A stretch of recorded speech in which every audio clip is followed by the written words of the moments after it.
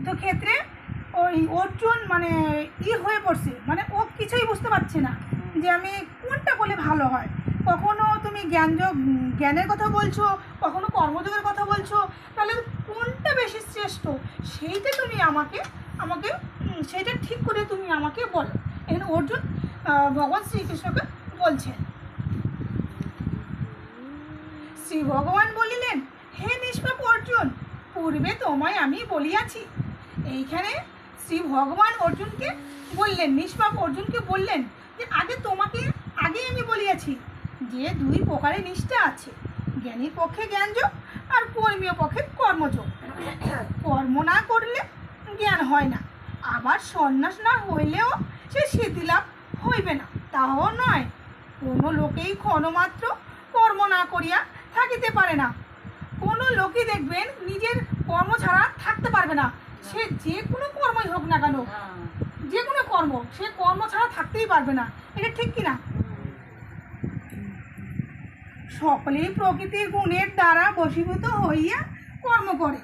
যে ব্যক্তি কর্মে ইন্দ্রিয় সকলকে বাইরে সংযুক্ত করিয়া ইন্দ্রিয়ের রূপাদির বিষয়গুলি মনে মনে চিন্তা করে, তাহাকে মিথ্যাচারী বলা হয়। হে অর্জুন, যিনি মনের দ্বারা ইন্দ্রিয়গণকে সংযত করেন এবং কর্মে ইন্দ্রিয় দ্বারা কর্মযোগ রত, তিনি শ্রেষ্ঠ। তুমি নিয়তই কর্ম করিতে থাকো, কেননা অকর্ম হইতে কর্মশ্রেষ্ঠ। এইখানে ভগবান অর্জুনকে বলিলেন, তুমি নিয়মিতই তুমি কর্ম করিতে থাকো, এখানে অকর্ম থেকে কর্ম হচ্ছে শ্রেষ্ঠ। আর দিতে হইবে, যজ্ঞে তৃপ্ত হইয়া দেবগণ তাহাদিগের ইষ্টভোগ দিবেন। যে ব্যক্তি এই সকল ভোগ বস্ত্র দেবতাদের নিবেদন না করিয়া নিজে ভোগ করে, সে চোর। দেখবেন আপনি হচ্ছেন যা কিছুই তৈরি করবেন না কেন, যা কিছুই আপনি যদি দেবতাকে স্মরণ করে বা দেবতাকে না দিয়ে আপনি যেটা গ্রহণ করেন, সেইটা হচ্ছে ওটাকে চোর বলা হয়। হ্যাঁ, চুরি করে খাওয়া হয়। যজ্ঞ বিশিষ্ট পণ্য ভোজনকারী সর্বপাপ হইতে মুক্ত হইয়া থাকে, কিন্তু যাহারা কেবল নিজের জন্য মন্ত্র পাঠ করেন, তাহারা শুধু পাপই ভোজন করেন। অন্ন হইতে জীব জন্মায়, বৃষ্টি হইতে নর জন্মায়, বৃক্ষ হইতে মেঘ জন্মায়, কর্ম হইতে যজ্ঞ জন্মায়। এখানে অন্ন হইতে জীব জন্মায়, যেখানে অন্ন জন্মাবে, যেখানে হচ্ছে আমাদের যে অন্নটা জন্মাবে, ধান গম যেটা আমাদের খাবার, সেইটা হইতে আপনার হচ্ছে জীব জন্ম নেবে। যেখানে অন্ন জন্মাবে সেখানে জীব জন্ম নেবে। বৃষ্টি হইতে নর জন্মায়, আর বৃক্ষ হইতে মেঘ জন্মায়, কর্ম হইতে যজ্ঞ জন্মায়। কর্ম বেদ হইতে জন্মায় এবং বেদ পরমেশ্বর হইতে জন্মিয়াছে। অতএব সর্বব্যাপী পরমেশ্বর সর্বদাই যজ্ঞে প্রতিষ্ঠিত আছেন। হে পার্থ, যে লোকে এইভাবে প্রবর্তিত কর্মচক্রের অনুসারে না চলে, সে ইন্দ্রিয় বিলাসী হইয়া বৃথায় জীবন ধারণ করেন। কিন্তু যে লোক কেবল আত্মাতেই প্রীতি, আত্মাতে তৃপ্ত থাকে, তাহার কোনো কিছু করণীয় নাই। এ জগতে তাহার আর কোনো কর্মের প্রয়োজন নাই। কর্ম না করিলে তাহার কোনো পাপ পুণ্য নাই। আমরা যদি কর্ম না করি সেখানে কিন্তু কোনো পাপ পুণ্য হবে না। এখানে বলেছেন যে এ জগতে তাহার আর কোনো কর্ম প্রয়োজন নাই। কর্ম না করিলে তাহার আর কোনো পাপ পুণ্য নাই। আবার মুক্তির জন্য তাহার কাহারও দ্বারস্থ হইতে হয় না। অতএব সর্বদা ফলের আশা ছাড়িয়া করণীয় কার্য করিয়া যাও। আমরা যে কর্মগুলো করব, এই কর্মের ফলের আশা মানে করতে নিষেধ করেছে, মানে ফলের আশা ছেড়ে তোমরা হচ্ছে, হ্যাঁ আমরা কর্মতে যাতে লিপ্ত থাকি, কর্ম করে যাব, কিন্তু আমরা ফলের আশা করব না। হ্যাঁ, ফল তো তিনিই দেবে, কারণ ফলাসক্তি ব্যক্তি মুক্তি লাভ করেন। যারা হচ্ছে ফলে আশা করবেন না, তারা কিন্তু মুক্তি লাভ করবেন। জনকাদি মহাত্মারা কর্ম দ্বারাই সিদ্ধি লাভ করিয়াছেন। তোমার পক্ষে লোকশিক্ষার জন্য তোমরা কর্ম করা উচিত। শ্রেষ্ঠজন যাহা যাহা করেন, সাধারণ লোকেও সেই কর্ম করিয়া থাকেন। শ্রেষ্ঠজন যারা বড় বড় জ্ঞানী, যারা আমাদের থেকে উঁচু, বড় বড় জ্ঞানীজন সাধু, তারা যা যা করবে আমরা কিন্তু সেই পথে আমরা সেটাই কিন্তু ধরি। শ্রেষ্ঠজন যাহা যা বলে স্থির করেন, সাধারণ জন তাহাই মানিয়ে চলেন। এবং তারা হচ্ছে যেটা যেটা বলবে, আমাদের শ্রেষ্ঠ উপরে যারা আছেন কথা মতন আমরা চলি। হে পার্থ, ত্রিলোকে আমার করণীয় কিছু নাই। এইখানে ভগবান শ্রীকৃষ্ণ বলেছেন ত্রিলোকে, মানে এইখানে আমার করণীয় কিছু নাই। উনি না করলেও কিন্তু ওনার কিচ্ছু নেই, ওনার কোনো না করলেও ওনার কোনো যায় আসে না। ত্রিভুবন সেটা করবো, উনি করলে সেটা আমরা করবো। উনি এখানে বলেছেন যে ত্রিভুবনে আমার না পাওয়ারও কিছু নাই, আর তবু আমি কর্ম করিয়া যাইতেছি। হে অর্জুন, আমি অনলস হইয়া কর্ম করিতেছি। অনলস হইয়া মানে আমি অলসতা ছাড়া, মানে আমার ওনার শরীরে কোনো অলসতা না, উনি অলসতা ছাড়াই উনি কর্ম করিয়া যাইতেছে। যদি তাহা আমি না করিতাম তবে নিশ্চয় মানবগণ আমার পথ অনুসরণ করত। উনি যদি কর্ম করে না দেখাইতো তাহলে আমরাও কিন্তু সেই পথ ধরে চলতাম না। এখানে মহাপ্রভু শ্রী চৈতন্য মহাপ্রভু উনি কী করছেন, উনি হচ্ছে ধর্ম প্রচার করছেন, তাই তো? উনি যদি ধর্ম প্রচার না করে দিত তাহলে কি আমরা কি ধর্ম পিছনে দৌড়াতাম? ধর্ম করতাম না। কিন্তু আমি যদি হ্যাঁ, উনি প্রচার করে গেছেন বলে আমরা কিন্তু করি, ঠিক কিনা? আমি যদি কর্ম না করি তবে এই সকল ব্যক্তি উচ্ছন্নে যাইবে। ভগবান এখানে বলেছেন আমি যদি কর্ম না করি তাহলে এই সব ব্যক্তিগুলো উচ্ছন্নে যাবে। আমি তবে বর্ণ সংকরের কারক হইব এবং সকল ব্যক্তির আমার দোষই বিনিষ্ট হইবে। তার মানে সকল ব্যক্তি, মানে উনি যদি কর্ম করে না দেখায় তাহলে আমরা করতে পারবো না। এখানে মহাপ্রভু কর্ম করে গেছেন, ধর্ম প্রচার করে গেছেন, তারপর উনার পথ ধরে ধরে কিন্তু আমরা কিন্তু অগ্রসর হচ্ছি। উনি যদি না করতো তাহলে কিন্তু আমরা কিন্তু করতাম না। তাহলে আমরা কি হতাম, আমরা একদম উচ্ছিন্ন যাইতাম, মানে আমরা আমাদের একদম কোনো কিছুই মানে একদম বিনিষ্ট হইতাম, মানে আমরা কিন্তু বিনিষ্ট হয়ে পড়তাম।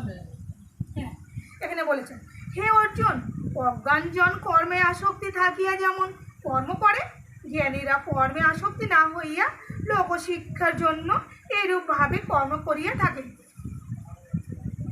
কর্ম আসক্ত অজ্ঞ ব্যক্তিদের বুদ্ধিভেদ জন্মাইবেন না। বিদ্বান যোগযুক্ত হইয়া নিজ সমস্ত কর্ম করিয়া অন্যকে কর্মলিপ্ত করাইবেন। প্রকৃতির গুণে সর্বপ্রকার কর্ম হইয়া থাকে, কিন্তু অহংকারে বসে বিমূঢ় জন নিজেকে মনে করেন আমি সব করি। যারা হচ্ছে অহংকারে পরিপূর্ণ, যাদের মনের ভিতরে অহংকারে ভরা, তারাই এই কথা বলে আমি করি, মানে এইভাবে বলে আমিই করি। এটা হচ্ছে অহংকারে পরিপূর্ণ তাদের। হে মহাবীর অর্জুন, গুণ ও কর্মের বিভাগ যে প্রকৃতপক্ষে জানে সে জানে যে গুণ সকল গুণাশ্রয়ে থাকে এবং আমিই করি বলিয়া মনে করেন না। যে সব অজ্ঞ ব্যক্তি প্রকৃতির গুণে মোহগ্রস্ত হইয়া যে বুঝবে সে কিন্তু কখনো বলবে না যে আমি করি, সে কখনো বলবে, সে সবসময় ঈশ্বরকে স্মরণ করে কাজ করবে এবং ঈশ্বরের কথাই বলবে। সব অজ্ঞ ব্যক্তি প্রকৃতির গুণে মোহগ্রস্ত হইয়া বিষয়াসক্ত অভিজ্ঞ জন ও সকল অজ্ঞ জনকে বিচলিত করিতে পারেন না। অতএব তুমি আমাকে সর্বকর্ম অর্পণ করিয়া শ্রী ভগবান মন রাখিয়া মমচ্ছন্ন হইয়া যুদ্ধ করো। এখানে ভগবান শ্রীকৃষ্ণ অর্জুনকে বলেছেন তুমি আমাদের সর্বকর্ম অর্পণ করিয়া, মানে সর্বকর্ম অর্পণ করো, শ্রী ভগবান মন রাখিয়া, মানে শ্রী ভগবানের মন রাখিয়া মমচ্ছন্ন হইয়া যুদ্ধ করো, মানে শ্রী ভগবানের কাছে মনটা রাখতে হবে। এখানে বলেছে শ্রী ভগবানের মন রাখিয়া মমচ্ছন্ন হইয়া যুদ্ধ করো। মমতা শূন্য মানে তুমি তোমার যে মনের ভিতরে যে মায়া মমতা আছে সেটাকে শূন্য করে দিয়ে তুমি যুদ্ধ করো। হ্যাঁ, এখানে বলেছে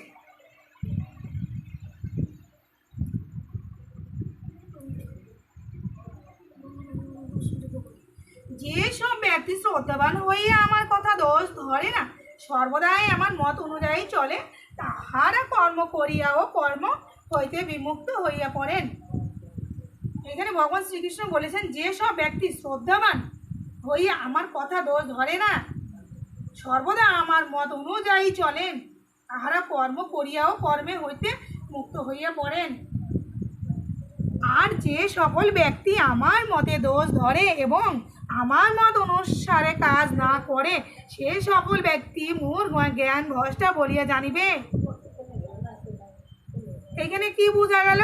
আর যে সকল ব্যক্তি আমার মতের দোষ ধরে এবং আমার মত অনুসারে কাজ না করে, সে সকল ব্যক্তি মোর জ্ঞান ভ্রষ্ট বলিয়া জানিবে।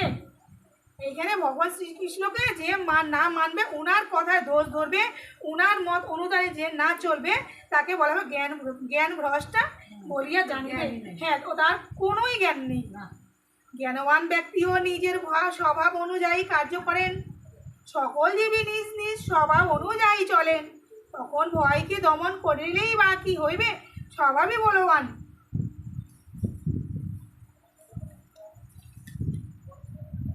সকল ইন্দ্রিয়ের উপাধি বিষয়ে আসক্তি ও দেশ সৃষ্টি হয়, এই উভয়ে বশীভূত হইয়া উচিত নয়।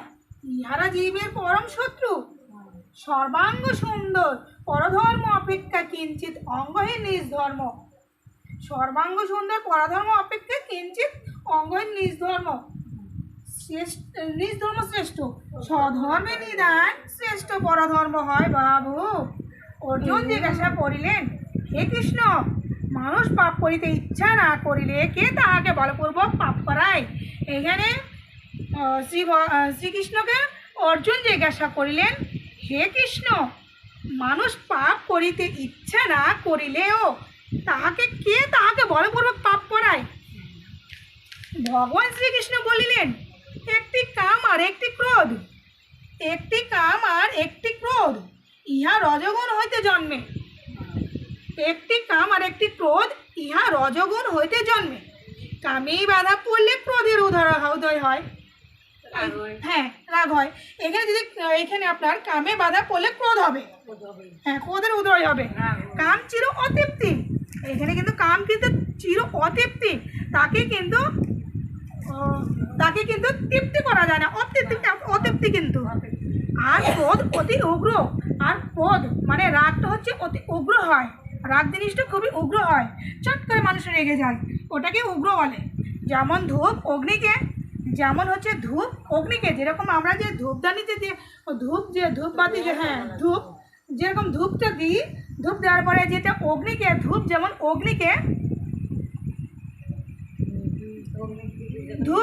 অগ্নিকে ময়লা দর্পণকে ময়লা দেখবেন যে এই যে আয়নাটা আছে, আয়নাটার উপর দেখেন কত ময়লা জমে আছে, আয়নার উপরে ময়লা। ধূপ অগ্নিকে, ময়লা দর্পণকে, চর্ম গর্ভের শিশুকে ঢাকা দিয়ে থাকে, তেমনই কাম ওই জ্ঞানকে ঢাকিয়ে রাখে। হ্যাঁ, এখানে কিভাবে বুঝিয়েছে। আয়না যেরকম ধুলা দিয়ে ঢেকে থাকে, আর ধূপ যেরকম হচ্ছে অগ্নিকে হচ্ছে ধোঁয়া দিয়ে ঢেকে রাখে। হ্যাঁ, উদাহরণ দিয়েছে।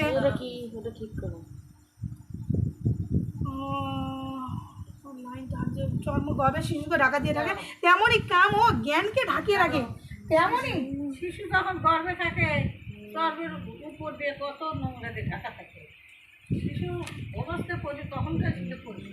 শিশু যখন মায়ের পেটে থাকে তখন হচ্ছে আমাদের এই যে চামড়াটা আছে, চামড়া দিয়ে ঢাকা থাকে, শিশুটাকে ঢাকা থাকে, তেমনই ঢাকিয়ে রাখে।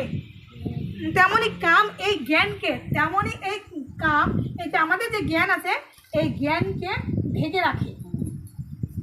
হে অর্জুন, এই কাম মানবের শত্রু। এই কাম হচ্ছে মানবের শত্রু। ইহাকে সন্তুষ্ট করা যায় না। উহা অগ্নির মতো তাপ দিয়া জ্ঞানকে ঢাকিয়ে রাখে। ইন্দ্রিয়, মন আর বুদ্ধি এই তিনটি কামের আশ্রয়। ইন্দ্রিয়, মন আর বুদ্ধি এই তিনটি হয় কামের আশ্রয়। ইহাদের দ্বারা কাম জ্ঞানকে ঢাকিয়া রাখিয়া মানবের মোহগ্রস্ত করিয়া রাখে। এইগুলো দিয়ে মানবের মোহগ্রস্ত মানে মায়াতে মায়াগ্রস্ত করিয়া রাখে এইগুলো দিয়ে। অতএব হে অর্জুন, তুমি সকলের আগে ইন্দ্রিয় দমন করো। এইখানে ভগবান শ্রীকৃষ্ণ অর্জুনকেও বলেছেন, সবার আগে তুমি ইন্দ্রিয় দমন করো, নিজের চোখটাকে দমন করো। চোখটা তো আগে যায় কি না, চোখটা তো হচ্ছে সবচেয়ে মানে ও আগে যাবে।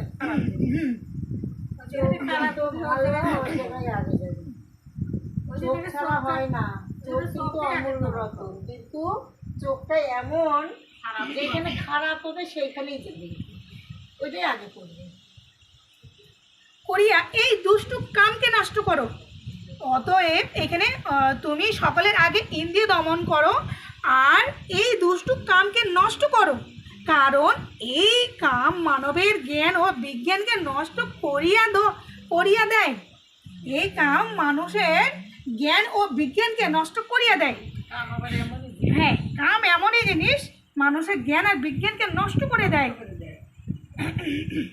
শরীরের চাইতে ইন্দ্রিয় শ্রেয়, শরীরের চাইতে ইন্দ্রিয় শ্রেয়, মানে হ্যাঁ শ্রেষ্ঠ, মানে শরীরের চাইতে ইন্দ্রিয় শ্রেয়, ইন্দ্রিয় মানে তো চোখ, ইন্দ্রিয়ের চাইতে মন শ্রেয়, ইন্দ্রিয়ের যে চাইতে ওর চেয়ে মন হচ্ছে শ্রেয়, মনের চাইতে বুদ্ধি শ্রেয়, মনের থেকে বুদ্ধি হচ্ছে শ্রেয়, শ্রেয় মানে শ্রেষ্ঠ। যিনি বুদ্ধির চাইতে শ্রেয় তিনিই আত্মা, যে হচ্ছে বুদ্ধির চাইতে শ্রেষ্ঠ সেই হচ্ছে আত্মা। হে মহাবীর অর্জুন, আত্মা যে বুদ্ধির চাইতে শ্রেয় এই কথা জানিয়া বুদ্ধির সাহায্যে মনকে স্থির করিয়া এই ভয়ঙ্কর মহাশত্রু কামকে নাশ করো। কামকে নাশ করা, হ্যাঁ, এইখানে এইখানে কত কথা। এইখানে ভগবান শ্রীকৃষ্ণ বলেছেন, হে মহাবীর অর্জুন, আত্মা যে বুদ্ধির চাইতে শ্রেয় এই কথা জানিয়া বুদ্ধির সাহায্যে কিন্তু বুদ্ধির সাহায্যে মনকে স্থির করিয়া এই ভয়ঙ্কর মহাশত্রু কামকে নাশ করো। কামকে নাশ করতে অনেক কষ্ট। হ্যাঁ, এতে কর্মযোগ নাম 3য় অধ্যায় এখানে সমাপ্ত। তো আগামী হচ্ছে 4র্থ অধ্যায় হবে। তো এখন হচ্ছে ইটা পড়ি, মাহাত্ম্যটা, এটা ছোট অধ্যায় ছিল, হচ্ছে অপর একটু জ্ঞানের